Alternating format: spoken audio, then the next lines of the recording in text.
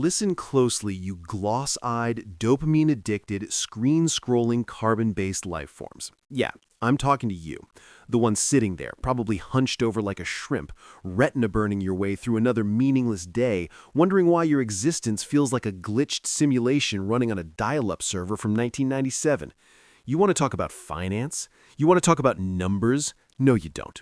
You think you do, but what you really want is a diagnosis for why you wake up every morning with a pit in your stomach the size of a collapsing neutron star. You want to know why the air in your lungs feels heavy and why the concept of Monday triggers a fight or flight response in your reptilian brain that was designed to outrun saber-toothed tigers, not handle passive-aggressive emails from a middle manager named Steve? It's because you're trapped. You are in a cage, but the bars aren't made of steel and the lock isn't digital. The bars are made of your own stupidity, your biological imperatives, and your fear. Let's simulate the scenario, shall we? Run the program. It's 9 a.m. You walk into that fluorescent-lit nightmare you call an office. The air smells like ozone, stale carpet, and despair. You sit in a chair that is slowly destroying your spine.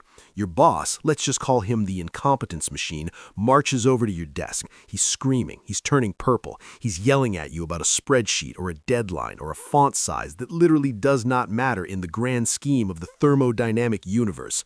We are floating on a rock through an infinite void, and this guy is worried about the Q3 projections. And what do? Do you assert your dominance? Do you tell him to take a long walk off a short pier in a dimension made of hydrochloric acid? No, you shrink. You cringe. You look at your cheap shoes and you say, "I'm sorry, sir, it won't happen again." You take the abuse. You swallow the humiliation like a jagged pill that scrapes your throat all the way down. You let a biological entity with lower cognitive function than a lab rat dictate your emotional state. Why? Why do you do it? I'll tell you why. Because your brain is running a background calculation. It's a survival algorithm. You're thinking about the mortgage on that house that's too big for you, the one you bought to impress neighbors you hate. You're thinking about the lease on that SUV you drive to the job you hate. You're thinking about the credit card bill from all the plastic garbage you ordered on Amazon at 2 a.m. to get a hit of serotonin because your life feels empty. You are a slave. You are a slave to the monthly payment. You have zero leverage. You are prey. And in the corporate food chain, nobody, and I mean nobody, respects prey. You are a battery, powering a system that doesn't care if you burn out, leak, or explode. But there is a glitch in the system, a backdoor code, a way to hack the simulation. It's called FU money. Now pay attention, because this is where most of you drift off to check your notifications. Do not confuse this with an emergency fund. That is what your boring, sweater-wearing, mouth-breathing financial advisor talks about. Oh, save 3 months of expenses for a rainy day just in case your water heater explodes or you get a flat tire. No, that is defensive thinking. That is prey mentality. That is preparing to get hit. FU money isn't for fixing a flat tire. FU money is a weapon. It is an offensive capability. It is a nuclear deterrent sitting in your bank account. It is the financial equivalent of a loaded shotgun taped under the conference room table. Let's break down the physics of this. Money is stored energy. That's all it is. It's your past labor, frozen in time, waiting to be released.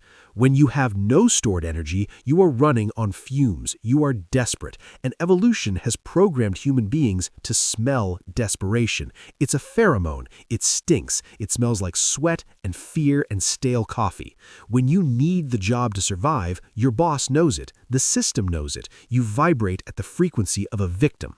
But FU money, that changes your frequency. Here's the math, simple enough even for a single-cell organism or a liberal arts major to understand. Calculate what it costs to keep your sad little life running for 1 month, the bare minimum. Rent or mortgage, food, and I mean groceries, not $20 salads, electricity so you don't freeze, the internet connection you use to watch me insult you. Let's say, for the sake of the argument, it's $3,000. Now multiply that by 6. $18,000. That is your freedom number. That is the baseline. When you have that money sitting there, not in stocks that might crash because some billionaire tweeted a meme, not in some volatile crypto scam that's actually a Ponzi scheme run by a teenager in the Bahamas, just sitting there, Liquid, accessible, and boring, something happens to your brain chemistry. It's like leveling up, but in real life. The cortisol levels in your blood drop, the prefrontal cortex engages, you stop operating from the lizard brain. Let's rerun the simulation with the new variables. The boss comes in screaming again, veins popping, spittle flying, acting like the petty tyrant of a tiny, meaningless kingdom. But this time, you have 6 months of expenses in the bank. You have $18,000 of FU sitting in a high-yield savings account. You know that you could walk out that door right now, go home, sleep for 3 weeks, play video games, learn to paint, stare at the wall, and not starve. You wouldn't lose your house. You wouldn't miss a meal. You look at him. You don't look down. You don't apologize. You look him right in his soulless, dead eyes. Your heart rate doesn't spike. Your palms don't sweat. You are calm. You are ice. You are the event horizon of a black hole. Nothing escapes your indifference. And you say, if you speak to me like that again, I'm walking. And here is the cosmic joke, the great paradox of this stupid capitalist reality. When you are willing to walk away, they beg you to stay. When you don't need the money, they give you more of it. It's counterintuitive, but it's true. It's biological signaling. When you possess FU money, you project confidence. You project power. You are no longer a resource to be exploited. You are a dangerous variable that must be placated. People with FU money get promoted. People with FU money negotiate 20% raises because they legitimately do not give a damn if the answer is no. Negotiation is just a game of who cares less, and if you have the stash, you always win. So, how do you get there? How do you stop being a worm and start being a predator? How do you escape the gravitational pull of your own bad decisions? You need a plan, and it's gonna hurt. It's gonna suck. It is not going to be fun. It's called monk mode. For 1 year, maybe 2, depending on how deep a hole you've dug for yourself, you stop being a consumer zombie. You exit the matrix of consumption. You look at your spending, really look at it. You are bleeding money from 1,000 tiny cuts. You stop buying $7 coffees that taste like burnt sugar and milk. That's $200 a month right there, you idiot. You stop ordering food delivery. Do you know how much you pay for a cold burger to be delivered by a stranger on an e-bike? It's insane. Learn to boil water. Learn to cook an egg. It's basic survival skills. You cancel the 5 streaming services you don't watch. You don't need Disney+, Netflix, Hulu, and HBO. You need freedom. Pick one. Or better yet, read a book. Visit a library. It's free. You take all that cash, every single cent you squeeze out of your lifestyle, and you hoard it. You become a dragon sitting on a pile of gold, except the gold is digital and the dragon is, well, you get the metaphor. You do not buy new clothes. You do not upgrade your phone. Your phone is fine. It works. The new one is the same rectangle with a slightly better camera that you will only use to take pictures of your lunch. Stop it. You take this capital and you shove it into a high-yield savings account. Do not put it under your mattress. Inflation is an invisible tax that eats your wealth while you sleep. Put it in a HYSA where it earns 4 or 5%. Let the banks pay you for the privilege of holding your ammunition. Let compound interest work for you for once, instead of against you. Is it boring? Yes. Is it unglamorous? Absolutely. Will your friends make fun of you? Oh, they definitely will. They will call you cheap. They will ask why you're not coming to the bar to drink overpriced poison on Friday night. They will ask why you're driving that old car. But look at your friends. Look at them. Are they happy? Or are they just as trapped as you were? They are broke. They are financing their lifestyles on credit. They are wearing chains made of gold plating. Who cares what they think? You are buying your dignity back. You are buying the ability to look at any boss, any client, any situation that compromises your integrity and utter the 2 most powerful words in the English language. Well, you know the words. Think about the psychology of the yes man, the guy at work who agrees with everything. He's terrified. He has a mortgage that eats 60% of his income. He has a car payment that eats another 15%. He has student loans. He is balancing on a tightrope over a pit of alligators. If the wind blows, he falls.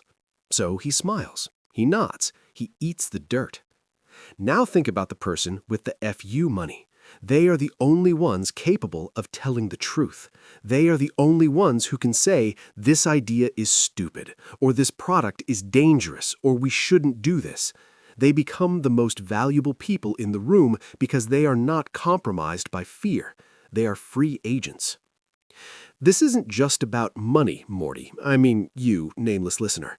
It's about autonomy. It's about reclaiming your biological timeline. You have a finite amount of time on this planet before your telomeres unravel and your consciousness fades into the black. Do you want to spend that time sweating over a performance review? Do you want to spend it worrying about an overdraft fee? The FU money is your oxygen tank. You are currently underwater, drowning in expectations and bills. This money allows you to breathe. It allows you to pause. And let's talk about the emergency aspect again, but frame it correctly. Life is chaos. Entropy is the only constant. Cars break, bodies fail, roofs leak. If you handle these things with a credit card, you are adding 20% interest to your misfortune. You are paying a penalty for being unprepared. When you have the cash, a broken transmission isn't a tragedy. It's an inconvenience. It's a transaction. You write the check, you fix the car, you move on. You don't lose sleep. You don't have a panic attack. You have inoculated yourself against the minor chaotic variables of the universe. But the ultimate goal is the FU part. It's the ability to pivot. Maybe you don't want to quit in a rage. Maybe you just want to take a risk. Maybe you want to start a business. You can't start a business when you need your paycheck next Friday or you're homeless. You can't take a risk when the safety net is zero. FU money buys you the runway to try something else, to build something, to escape the wage cage entirely. You have to understand the system is designed to keep you at zero. Marketing exists to make you feel inadequate, so you buy things to fill the void. Planned obsolescence exists to make your stuff break, so you have to buy it again. Inflation exists to punish you for saving cash. The entire machinery of modern society is engineered to extract value from you until you die. FU money is the wrench you throw in the gears. It is an act of rebellion. Saving money in a consumerist society is a revolutionary act. You are voting with your dollars, and you are voting for yourself. You are saying, no, I will not buy the shiny thing. I will buy my freedom. So, here's the action plan, stripped of all the fluff. Step 1. Audit your existence. Print out your bank statements for the last 3 months. Take a highlighter. Highlight every single thing that did not contribute to your survival or your genuine deep happiness. You will be horrified. You are spending money on subscriptions you forgot you had. You are spending money on convenience fees. Stop it. Step 2. Set the target. Calculate the monthly nut. Multiply by 6. Write that number on your bathroom mirror. Look at it every time you brush your teeth. That number is your destination. Step 3. The squeeze. Cut everything. Sell the things you don't need. Do you have a guitar you never play? Sell it. Do you have clothes with tags still on them? Sell them. eBay, Poshmark, Facebook Marketplace, I don't care. Liquidity is king. Turn your junk into freedom units. Step 4. Automate. Set up a direct deposit. Before you even see your paycheck, a portion of it should vanish into the Freedom Fund. If you see the money, you will spend the money. You are a monkey. Do not trust yourself. Remove the temptation. Step 5. Wait. This is the hardest part, the grind. You will feel deprived. You will feel bored. Good. Boredom is where clarity comes from. While your friends are out getting wasted and complaining about their jobs, you are silently building your fortress. You are laying brick by brick. And then, one day, you check the account. The number is there, 18,000, 20,000, whatever it is. You stare at it and you realize the chains are gone. The cage door is open. You might still go to work the next day, but you walk differently. You breathe differently. You sit in the meeting, and when the boss starts yelling, you almost want to laugh. It looks like a performance. It looks like a puppet show. You realize how small he is. You realize how small the job is. You have won. So, stop trading your life for a paycheck you've already spent. Build the stash. Break the chains. Or don't. Stay in the cage. Keep crawling. Keep complaining. Keep buying garbage to fill the hole in your soul. It makes no difference to me. I'm just a voice in your ear, a ghost in the machine. I've got a multiverse to explore, and you've got a spreadsheet to fill out. Burp. I'm out.